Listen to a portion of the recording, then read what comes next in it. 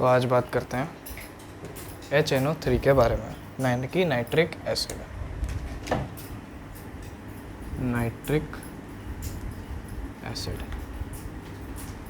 इसका फॉर्मूला है HNO3। तो देखो नाइट्रिक एसिड में ये HNO3 का स्ट्रक्चर कुछ ऐसा होता है, ये बीच में N, डबल बॉन्ड O, यहाँ पे O, ठीक है।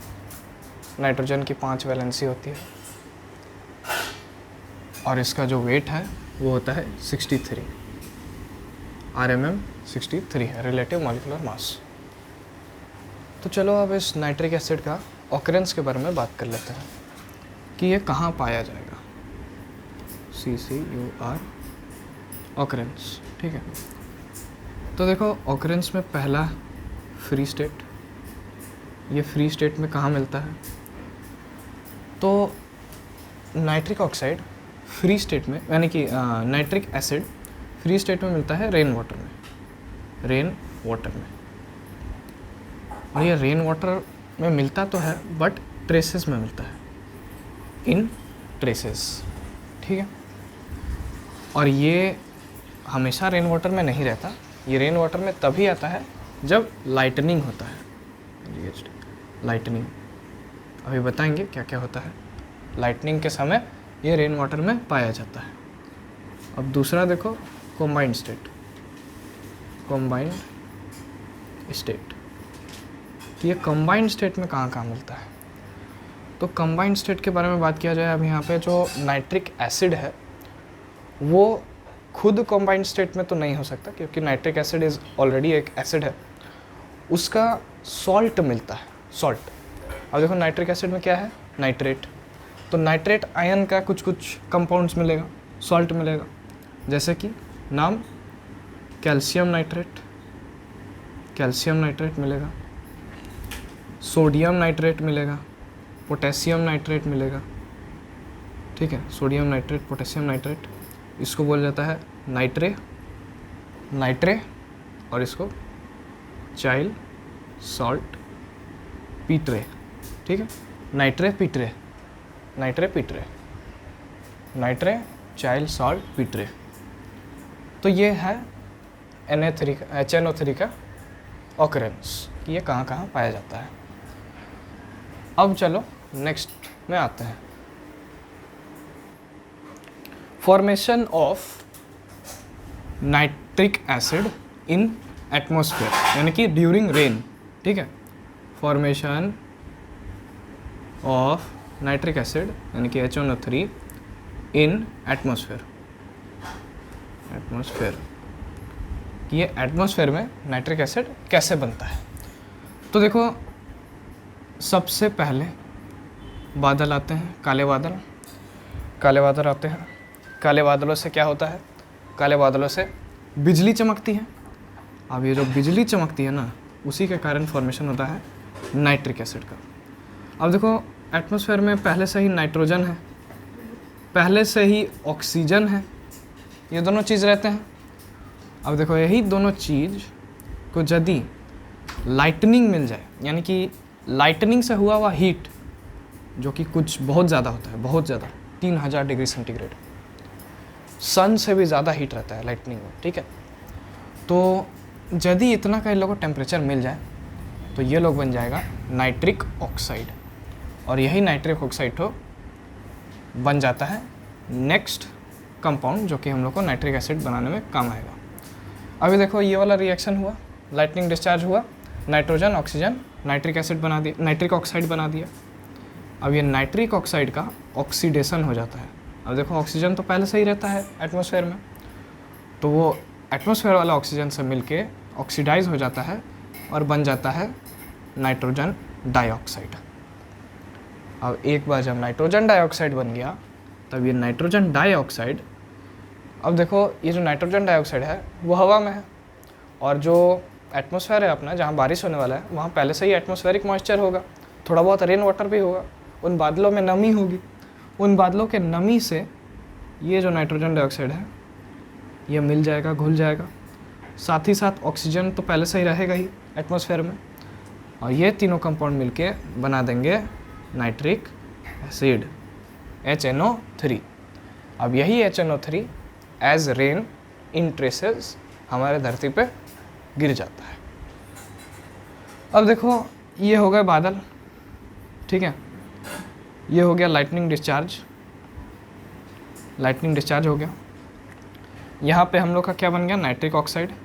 अब ये नाइट्रिक ऑक्साइड तो नाइट्रोजन डाइऑक्साइड में बदल जाता है, नाइट्रोजन डाइऑक्साइड से HNO3 में बदल जाता है। अब ये HNO3 अपना ये में आएगा, लैंड में आएगा, देखो लैंड में आ गया, ये है सॉइल। अब जैसे ही ये नाइट्रिक ऑक्साइड हो एज रेन सॉइल में पड़ता है, सॉइल में पड़ते ही इसका सॉल्ट बन जाता है, नाइट्रेट का सॉल्ट्स, जैसे कि देखो सोडियम नाइट्रेट, कैल्शियम नाइट्रेट, और क्या बनता है, अमोनियम नाइट्रेट, ये सब का नाइट्रेट बन जाता है। और ये जो भी नाइट्रेट है ना, वो बड़ा काम आता है पौधा लोग के लिए, उन लोग को मिनरल्स मिल रहा है, सॉइल का फर्टिलिटी बढ़ रहा है। तो देखो ये जो भी चीज़ हो रहा है, इसका जड़ तो कहाँ है, नाइट्रोजन है। ये नाइट्रोजन से ही तो यहाँ सॉइल में इतना नाइट्रेट्स बन गया। तो ये नाइट्रोजन गैस के कारण ही हो रहा है ये सब चीज़, nitrogen gas and oxygen gas. तो इसीलिए ये फेनोमेना जो नाइट्रोजन डाइऑक्साइड करता है, मैंने नाइट्रोजन करता है, nitrogen gas in the atmosphere, ये जो कारनामा कर रहा है सॉइल में आके, इस कारनामे को बोला जाता है नाइट्रोजन फिक्सेशन। नाइट्रोजन फिक्सेशन क्या बोलते हैं, नाइट्रोजन फिक्सेशन। और स्पेलिंग पे मत जाना, तुम लोग करेक्ट स्पेलिंग याद रखना। तो देखो अब इससे तो वही एगो बात अच्छा है कि सॉइल में फर्टिलिटी तो बढ़ रहा है, इसलिए इसको एगो नाम दे दिया नाइट्रोजन फिक्सेशन।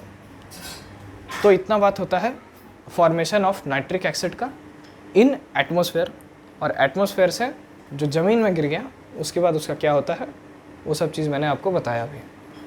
अब देखो ये जो नाइट्रिक एसिड है ना, ये HNO3, इसको पुराने ज़माने में एक्वा फोर्टिस भी बोलता था, एक्वा फोर्टिस।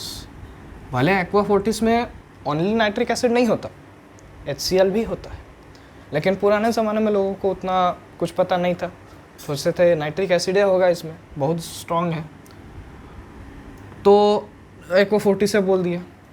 अब देखो ये एक्वा फोर्टिस का ना एगो अच्छा प्रॉपर्टी है कि ये जो एक्वा फोर्टिस है वो गोल्ड और प्लैटिनम को भी अपने अंदर घोल लेता है, ये इसका प्रॉपर्टी है, इसीलिए इसको स्ट्रॉन्ग वाटर भी बोला गया है, स्ट्रॉन्ग वाटर। ठीक है, तो चलो अब बात करते हैं laboratory preparation of nitric acid का। तो देखो इसमें कुछ सेटअप ड्रॉ करना होता है, अभी मैं उसे ड्रॉ कर लेता हूँ। यहाँ पे हम लोग बनाएंगे एक तो ग्लास रिटॉट, ठीक है, ग्लास रिटॉट बनाएंगे, ग्लास रिटॉट।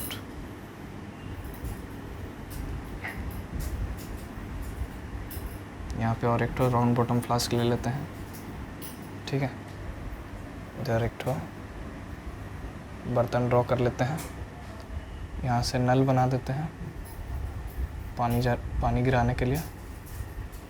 और देखो ड्राइंग पे मत जाना, कॉम्प्रोमाइज़ कर लो। ये हो गया नल, ठीक है, यहाँ से पानी गिर रहा है, और अच्छा से बोले तो क्या है, ठंडा पानी है, ठीक है, ठंडा पानी है। तो देखो ये है ग्लास रिटॉट, यहाँ पे हो गया राउंड बॉटम फ्लास्क। चलो इसको गर्मी देने के लिए एक तो सिस्टम बना देते हैं।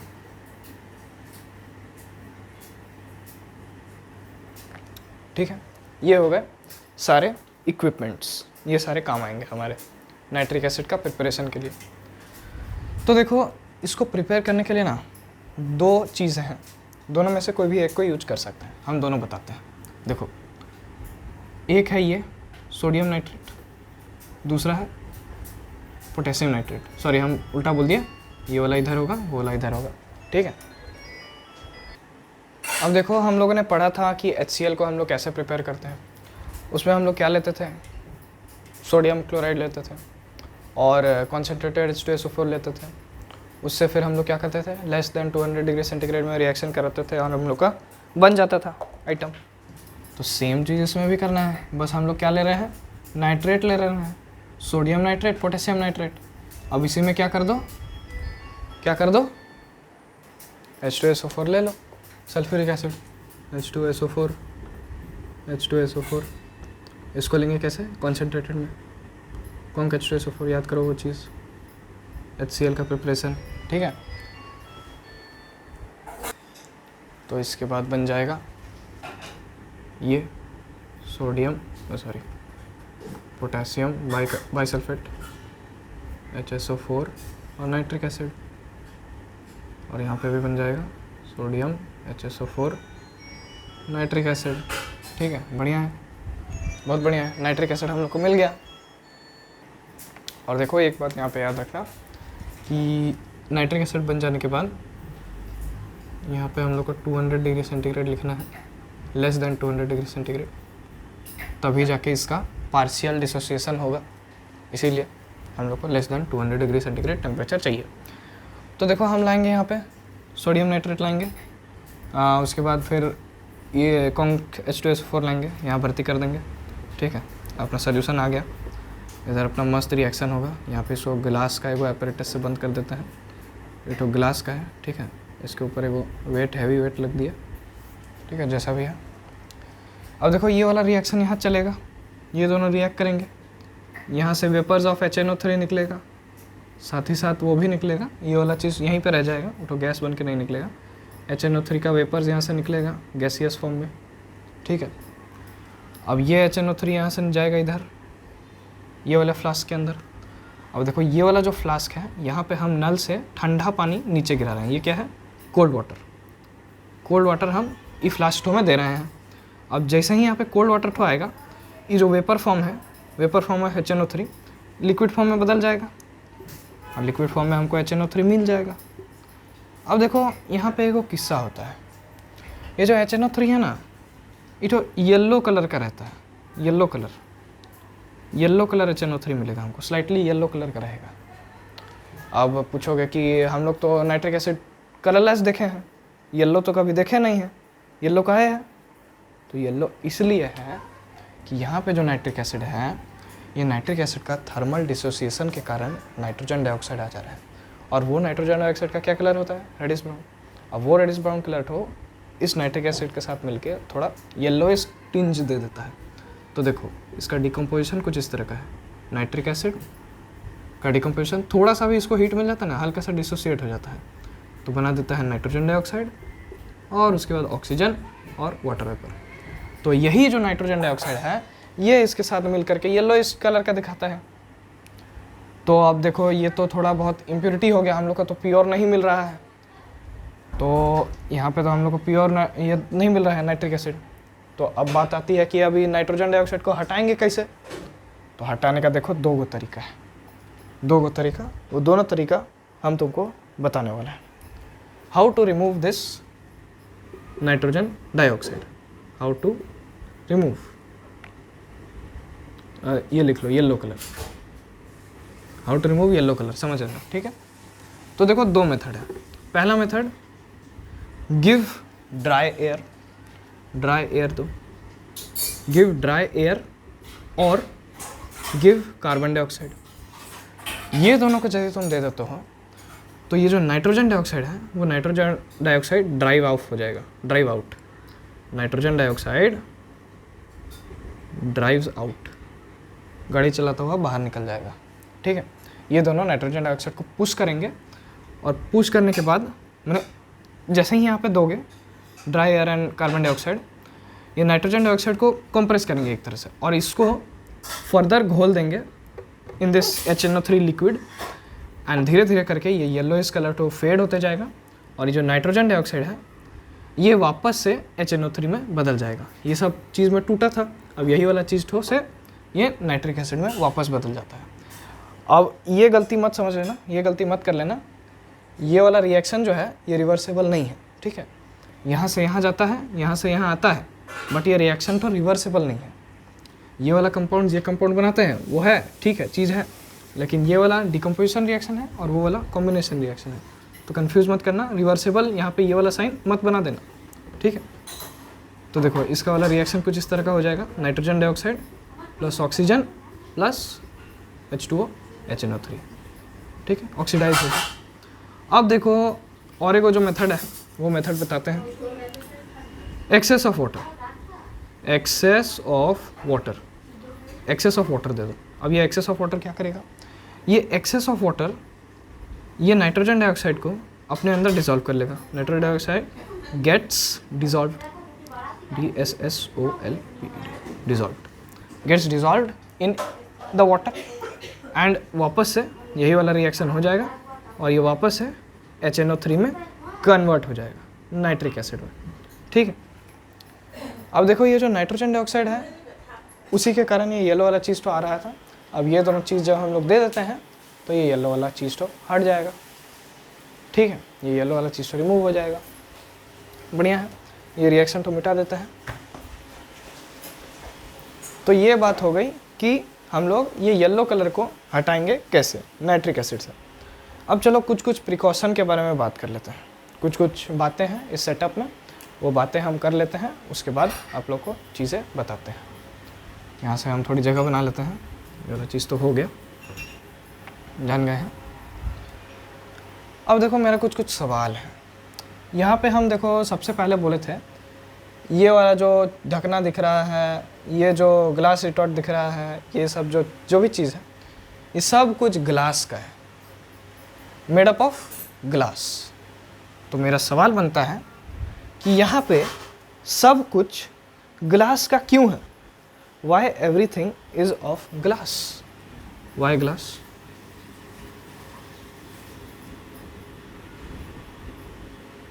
सब ग्लास एपरेटस क्यों? सब ग्लास एपरेटस इसलिए क्योंकि यहाँ पे ये जो HNO3 का वेपर्स है, ये HNO3 का वेपर्स इस ग्लास एपरेटस सबसे रिएक्ट कर जाएगा, अटैक कर देगा।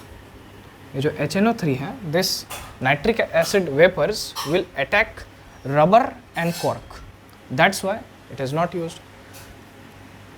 रबर और कॉर्क हम लोग सब यूज़ नहीं कर सकते हैं, इसीलिए हम लोग खाली ग्लास का एपरेटस यूज़ करते हैं। तो यहाँ पे छोटा सा करके लिख लेते हैं, rubber and cork attack, attack by nitric acid, nitric acid के वेपर्स। अब देखो दूसरा मेरा सवाल, यहाँ पे हम लोग देखो H2SO4 लिए हैं। Why H2SO4? Why not HCl? HCl भी तो सेम चीज़ करता है, सेम रिएक्शन होता है। इवन HCl में तो और बेहतर रिएक्शन होता है। Why H2SO4 concentrated? Why not HNO3 sorry HCl? देखो HCl में भी रिएक्शन अगर तुमको हम दिखाएंगे तो HCl प्लस KNO3 क्या दे देता है? KCl, साथ ही साथ HNO3। इवन ज़्यादा मात्रा में देगा हमको HNO3, तो और बेटर रिएक्शन है। फिर भी हम लोग क्यों नहीं यूज करते हैं HCl को? तो उसका रीज़न हो गया कि जो HCl है वो HCl एक वोलाटाइल एसिड है। Hydrochloric acid is volatile, hydrochloric acid is volatile in nature. अब देखो यहाँ पे नाइट्रिक एसिड तो वोलाटाइल पहले से ही है। अब यहाँ पे जो भी रिएक्शन हो रहा है यहाँ से नाइट्रिक एसिड ही बाहर आ रहा है और यहाँ पे ये बन जा रहा है, येलो कलर लिक्विड बन जा रहा है।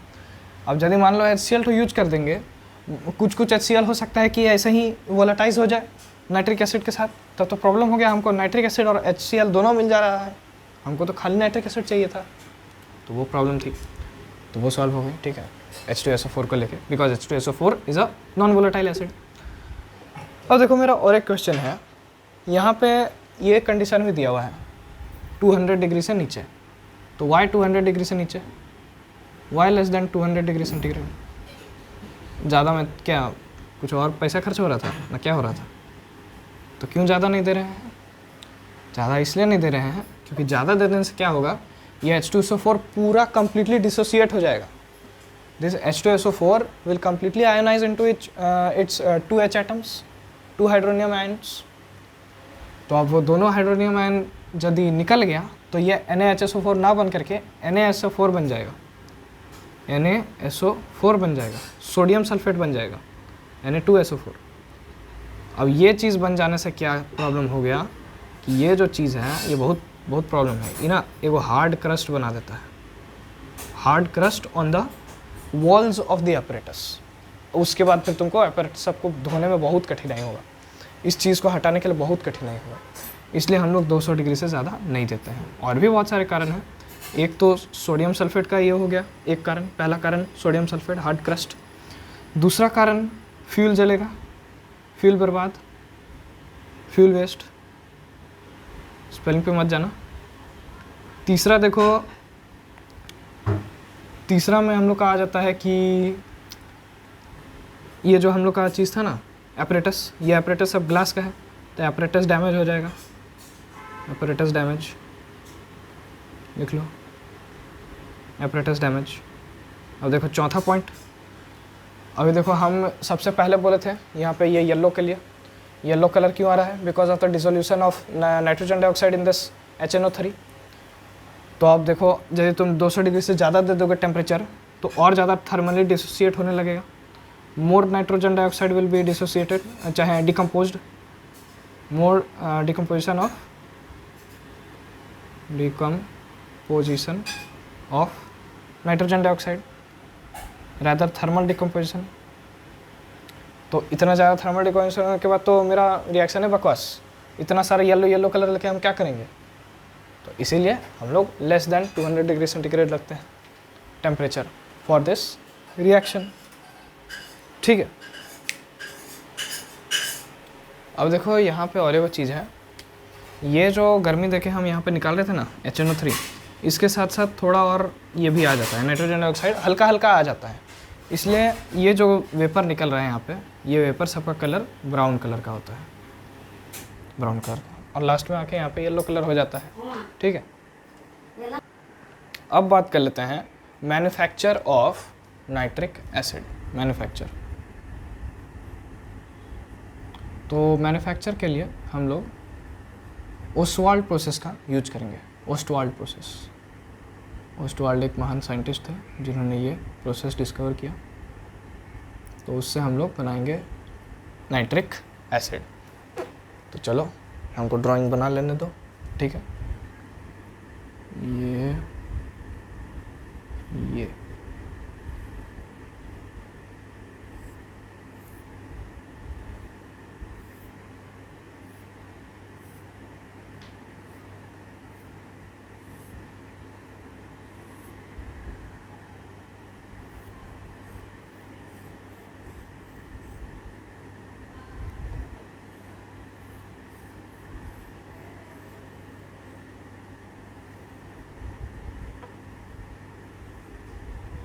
यहाँ पे इधर ओपन करेंगे।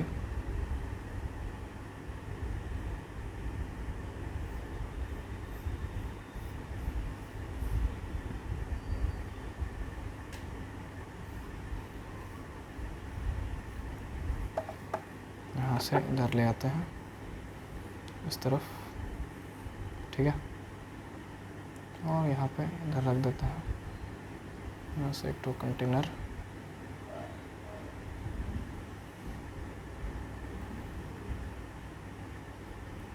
काफ़ी बड़ा हो गया, ठीक है चलेगा। और यहाँ पे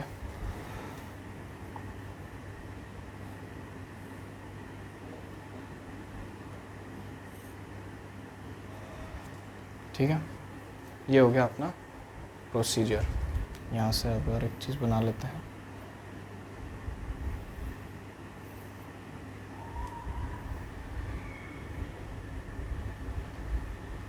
ठीक है,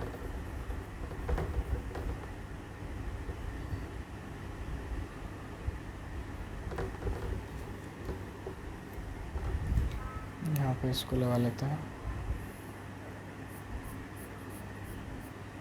चलो अब बताना स्टार्ट करते हैं। तो देखो ये है सेटअप, यहीं पे होगा हम लोग का मैन्युफैक्चर ऑफ नाइट्रिक एसिड।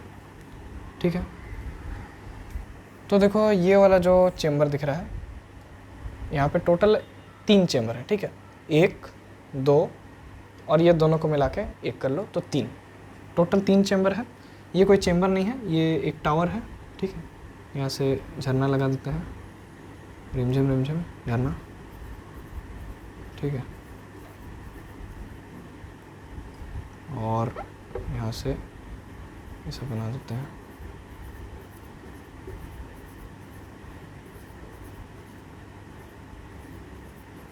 समझ जाओगे, काफ़ी है।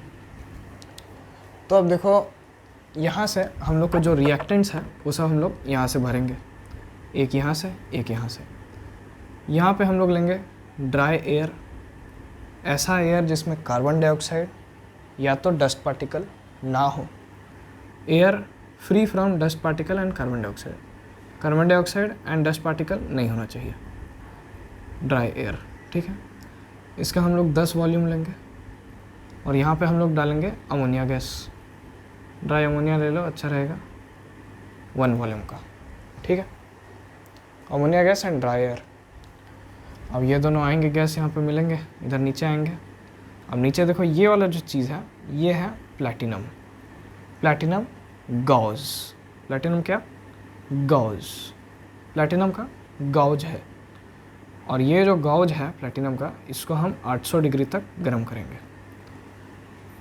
अब देखो जैसे ही ये दोनों गैसेस यहाँ आएंगे ना, यहाँ पे आने के बाद क्या होगा, कैटेलिटिक ऑक्सीडेशन होगा अमोनिया का, जो कि हम लोग अमोनिया चैप्टर में पढ़े हैं।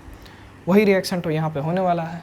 तो चलो यहाँ पे इसका हम रिएक्शन लिख देते हैं, अमोनिया प्लस ये जो एयर है, इस एयर के अंदर जो ऑक्सीजन है वो काम में आएगा, oxygen, platinum as catalyst, 800 degree temperature, और यहाँ पे हम लोग का रिएक्शन आ जाएगा nitric oxide plus water vapour, और साथ ही साथ ये एक्सोथर्मिक रिएक्शन है तो हीट भी निकल जाएगा।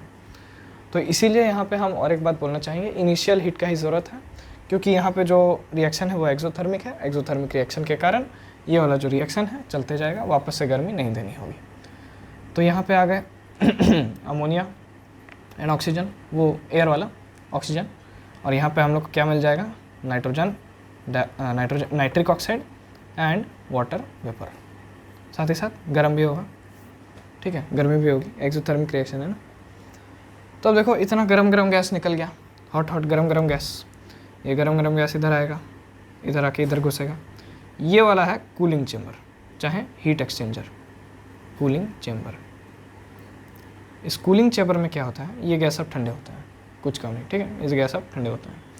देखो इसका हम बोल देते हैं, ये वाला जो चेम्बर है, इस चेम्बर का नाम हुआ कैटेलिटिक चेम्बर, कैटेलिटिक चेम्बर, ठीक है, कैटालाइटिक चेम्बर। 3 चेम्बर मैंने बोला था, ये कैटेलिटिक चेम्बर, ये कूलिंग चेम्बर, और ये दोनों होंगे ऑक्सीडाइजिंग चेम्बर। ये दोनों को एक ही मानो, ठीक है, ऑक्सीडाइजिंग चेम्बर। तो ये रिएक्शन हुआ, यहाँ से हम लोग को क्या मिला, नाइट्रिक ऑक्साइड, ये सब ठंडे हो गए और यहाँ पे आ गए। अब ठंडे हो जाने के बाद ये गैस सब इधर से जाएगा, मूव होगा, और यहाँ पे हम एक ठो फिर से झरना लगा देते हैं ताकि ये पाइप सब भी ठंडा रहे, गैस सब एकदम ठंडा ठंडा हो जाए। और यहाँ से पार होते होते ना, यहाँ से हम लोग थोड़ा बहुत एयर भी डाल देते हैं, क्योंकि यहाँ पे कंज्यूम हो चुका है थोड़ा बहुत एयर, ऑक्सीजन वाला, मैंने उस एयर में जो ऑक्सीजन है वो थोड़ा बहुत यहाँ यूज हो चुका है, इसलिए हम लोग थोड़ा और एयर डाल देते हैं। यहाँ से गैस सब आता है, एयर से मिक्स होता है, यहाँ पे फिर से रिएक्शन चालू हो जाता है, नाइट्रोजन, ये जो नाइट्रिक ऑक्साइड बना था ये नाइट्रिक ऑक्साइड आता है, और ये जो एक्स्ट्रा एयर हम लोग डाले उसका ऑक्सीजन से रिएक्ट होकर के बना देता है नाइट्रोजन डाइऑक्साइड। तो अब जब नाइट्रोजन डाइऑक्साइड हो गया, यहाँ पे नाइट्रोजन डाइऑक्साइड आएगा। यहाँ पे हम लोग का क्या निकला था, यहाँ पे आया था हम लोग का नाइट्रिक ऑक्साइड और वाटर वेपर, यहाँ पे भी नाइट्रिक ऑक्साइड वाटर वेपर जा रहा है, नाइट्रिक ऑक्साइड वाटर वेपर जा रहा है, और यहाँ पे जैसे ही एयर आया, नाइट्रिक ऑक्साइड और एयर ऑक्सीजन आपस में मिल गए, यहाँ पे रिएक्शन हो गया। ये रिएक्शन तो लगभग इसको 50 डिग्री सेंटीग्रेड चाहिए, कुछ ज़्यादा इसमें हीट नहीं चाहिए होता है, खाली 50 डिग्री सेंटीग्रेड टेम्परेचर में ही ये रिएक्शन तो अकर हो जाता है, और यहाँ पे हम लोग को मिल जाता है nitrogen dioxide. Nitrogen dioxide gas यहाँ पे मिल जाता है और यहाँ से इधर पहुँच जाता है। इधर पहुँचने के बाद यहाँ पे हम लोग डालते हैं पानी, और ऐसा वैसा पानी नहीं, थोड़ा सा वार्म वाटर, थोड़ा गर्म पानी डालता है, ठीक है। अब जैसे ही यहाँ पे नाइट्रोजन डाइऑक्साइड तो आता है और गर्म पानी तो आता है, यहाँ पे थोड़ा बहुत ऑक्सीजन रह जाता है, कभी कभी डालना पड़ता है, ऐसा कोई नेसेसरी नहीं है, ऑक्सीजन थोड़ा बहुत डालना पड़ता है। और उसके बाद हम लोग को मिल जाता है, यहाँ से इधर नल खोल के ले सकते हो, यहाँ पे क्या, नाइट्रिक एसिड। अब देखो ये जो गोल गोल मैंने बनाया है ये वाला क्या है, ये है क्वाड्स, क्वाड्स के लेयर्स, क्वाड्स लेयर्स, ठीक है। ये सबको बताते हैं क्या क्या काम होता है। तो यहाँ से हम लोग को नाइट्रिक एसिड मिल जाता है लगभग 50% कंसनट्रेशन में हम लोग को नाइट्रिक एसिड मिल जाता है। 50% नहीं तो उससे ज़्यादा, 50 नहीं तो उससे ज़्यादा का हम लोग को क्या मिल जाता है, नाइट्रिक एसिड कंसनट्रेशन।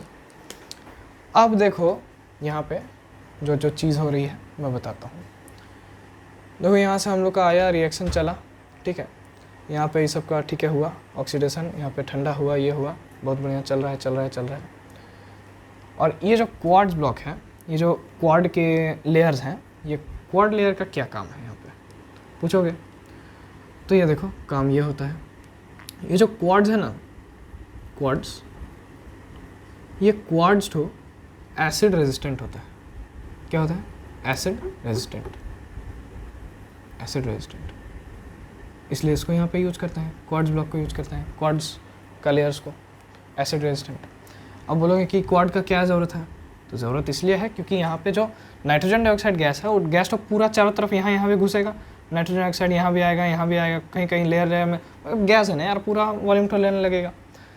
तो एकदम प्रॉपर यूनिफॉर्म हमको चाहिए ये चीज़ तो डिसोल्यूशन ऑफ नाइट्रोजन डाइऑक्साइड, क्योंकि नाइट्रोजन डाइऑक्साइड प्लस वाटर जब मिलेंगे तभी तो नाइट्रिक एसिड मिलेगा। तो उसी का यूनिफॉर्म डिस्ट्रीब्यूशन और डिसोल्यूशन के लिए हम लोग क्वाड्स का लेयर्स यूज़ करते हैं। और इन द फॉर्म ऑफ अगर क्वाड्स का लेयर यूज़ करें, क्वाड्स लेयर, क्वाड्स का तो मैंने प्रॉपर्टी बता दिया कि ये एसिड रेजिस्टेंट है, इसलिए इसको यूज किया जाता है। और इसको लेयर्स में रखा जाता है। लेयर्स में क्यों रखा जाता है, लेयर्स में इसलिए रखा जाता है ताकि हम लोग का यूनिफॉर्म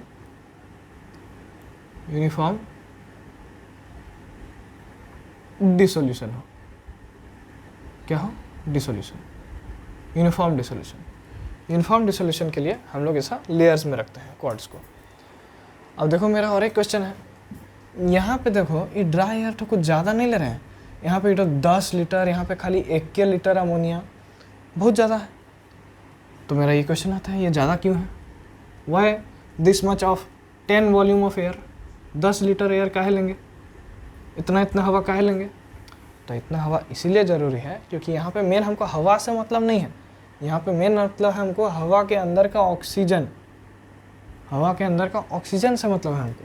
और एयर में पहले से ही देखो, एयर में पहले से ही ऑक्सीजन तो 1/5 है, मैंने 1/5 है, oxygen is 1/5 in the air, therefore we require this much of air. क्योंकि देखो ये जो ऑक्सीजन है ये लगभग तीनों चैम्बर्स में काम है। देखो अभी यहाँ पे कैटालिटिक चैम्बर में काम आया, कूलिंग चैम्बर में काम आया, यहाँ पे सॉरी कूलिंग चैम्बर में भी आता है, और ऑक्सीडाइजिंग चैम्बर में भी आता है, इवन यहाँ पे भी जाके आ जाता है काम। तो देखो पूरे एपरेटस, पूरे सेटअप में हम लोग को ऑक्सीजन की ज़रूरत है। Therefore this 10 volume of air, यहाँ पे रीज़न लिख दो, 1/5 oxygen is present in air, therefore we require this much amount of air to fulfill the necessity of oxygen gas in the whole setup। तो ये हो गया अपना रीजन, ठीक है। अब देखो मैंने तुमको बोला कि ये जो नाइट्रिक एसिड है, ये नाइट्रिक एसिड का सिर्फ 50% मिलता है हम लोग को। तो अब मान लो हमको नाइट्रिक एसिड 50% से ज़्यादा चाहिए, हमको इतना नहीं चाहिए, इतना से हमको क्या होगा, हमको और अच्छा वाला चाहिए एसिड। तो ठीक है, 50% से आपको अगर ऊपर जाना है तो ऊपर जाने के लिए यहाँ पे कर लो कंसंट्रेशन हमको अगर बढ़ाना है तो यदि 50% से तुमको और इंक्रीज करना है तो इंक्रीज किया जा सकता है 68% तक। अब ये कैसे होता है, ये होता है with the process of distillation कर करके हम लोग का आ जाता है 68% तक। और उसके बाद इसको हम लोग लैबोरेटरीज़ में यूज़ कर सकते हैं, यूज्ड इन लैब्स। अब देखो मान लो हमको 68 से भी ज़्यादा चाहिए, और अच्छा चाहिए, और अच्छा एसिड, तो ठीक है चलो 68% वाला नाइट्रिक एसिड लाओ और उसको हम लोग 98% तक बढ़ा सकते हैं। अब ये वाला कैसे बढ़ाया जा रहा है, बाय यूजिंग ये over H2SO4 conc H2SO4 use करके हम लोग इसको इतना ऊंचा तक ला सकते हैं, 98% तक कॉन्सेंट्रेट कर सकते हैं। और ये इसका फिर यूज़ नहीं है, तो फिर बस आप अपना एडवांटेज के लिए बढ़ा रहे हो, तो इसका एक्चुअली कोई यूज़ नहीं है। और मैंने इसमें एक तो वही फ़ायदा है कि ये प्योर हो गया। अब प्योर हो गया तो अब और भी कुछ प्योर जगह में यूज कर सकते हैं। और साथ ही साथ देखो यहाँ पे अभी जो 68% वाला है ना, 68% वाला नाइट्रिक एसिड, इसमें येलो कलर रहेगा, ये येलो कलर का रहेगा। लेकिन यदि 98 कर दिए तो उसका येलो कलर तो वैनिश हो जाएगा, ठीक है। अब इसके बाद जब 98 से भी हमको ऊपर जाना है, 98 से एकदम 100% कर दो, तो 100% के लिए तुमको इसको ठंडा करना होगा, क्रिस्टल फॉर्म करना होगा। क्रिस्टल से प्योर और कुछ नहीं होता है, ठीक है। तो अभी यदि 100 करना है तो 100 करने के लिए इसको क्रिस्टल फॉर्म करो। जहाँ देखो ना क्रिस्टल फॉर्म होने लगा, स्ट्रॉन्ग कोल्ड देके समझ लो कि तुमको एकदम प्योर 100% नाइट्रिक एसिड मिल गया। और वो वाला टेम्परेचर तुमको 42 डिग्री सेल्सियस में मिलेगा, -42 डिग्री सेल्सियस में तुमको मिलेगा। और तुमको जैसे ही देखा कि क्रिस्टल फॉर्म होने लगा ना, समझ लो 100% नाइट्रिक एसिड तुमको प्राप्त हो गया।